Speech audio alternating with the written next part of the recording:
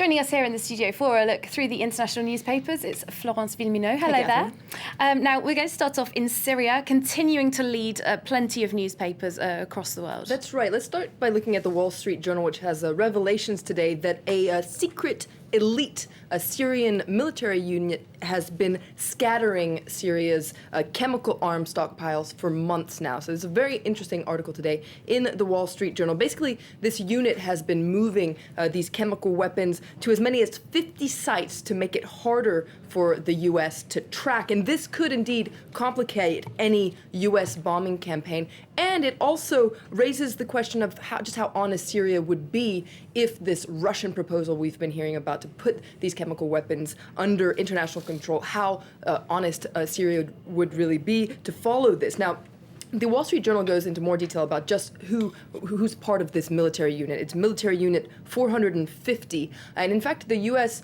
Military has been trying to gain influence over them, but it's a very, very elite and secretive group of Alawite members from the Alawite sect, which is the same sect as Bashar al-Assad. Now, it's a tricky situation because the U.S. wants to send a very strong message to this unit, but it doesn't want to destabilize it too much because in that case, these chemical weapons could go into rebel hands. And on top of that, if this Russian plan does indeed go into effect, then any international monitors will have to work with this unit to find these chemical weapons.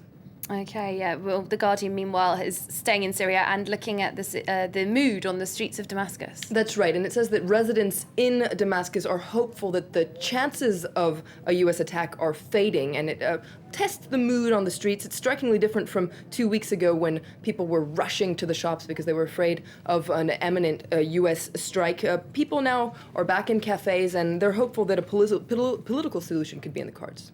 Okay, now this all comes, of course, as the US and Russia are doing that sort of diplomatic dance in Geneva over Syria's chemical weapons. Lots of the papers looking at that diplomatic side. That's right. Sharq al-Awsat, the pan-Arab paper based in London, actually calls this a double act between Obama and Putin. And it says that for years now, Putin has been coming to Obama's rescue in a way by playing the bad guy to Obama's good guy image. And that's exactly what's happening now with this Russian proposal, according to Sharq al-Awsat.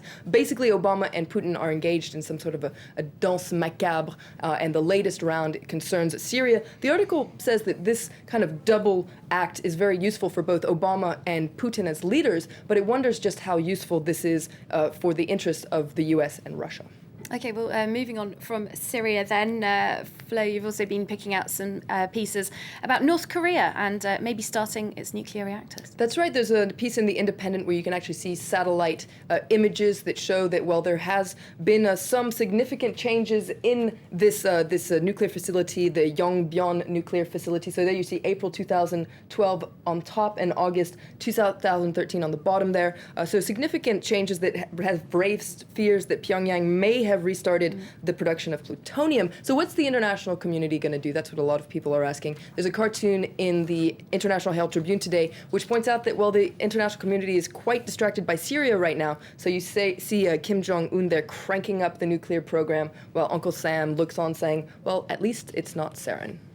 Okay, well, moving on, but staying in Asia, China Daily, looking at what the government in China is doing to clean up the air. Huge, huge problem in Chinese cities. Absolutely. It's on the front page of China Daily today. The nation gets tough on air pollution. Now, the government has basically drawn up an updated action plan, a 5-year plan to try and clean up the air in major cities, in fact, 338 cities. Basically, the idea is to cut the consumption of coal and raise the consumption of non-fossil energy, because we were seeing a lot of pictures like this at the start of the year. This is in Beijing there.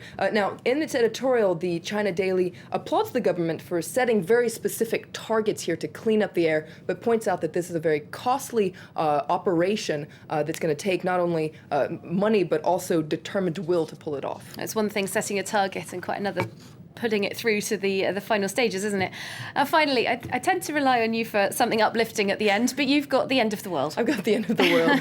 Well, it's interesting. People always talk about the end of the world. We've been seeing all these movies about the end of the world, but what would we actually do if it were the end of the world? Well, be reassured, in Britain, a bunch of scientists have gotten together and are exploring these different doomsday scenarios. very serious scientists like Stephen Hawking's, Lord Rees of Ludlow, very important people. They've come together and they've put together this Center for the Study of Existential Risk. So their idea is to draw up a list of very possible doomsday scenarios to present to the public and to politicians so that they can, well, prepare for the worst. So some of these scenarios would be a pandemic, food shortage, bioterrorism, cyber attacks. Basically, these scientists think that because of technology, because of our reliance on technology and very complex networks, we've become very vulnerable because we use technology for banking or energy, etc., and all this makes us vulnerable. So, well, they're preparing for the worst, and so we can be reassured and sleep well at night. Yeah, hopefully they'll pass that knowledge on once they've worked it all out. Thanks very much, Florence Villamino, for passing on your knowledge of the international papers. That was the press review on France 24.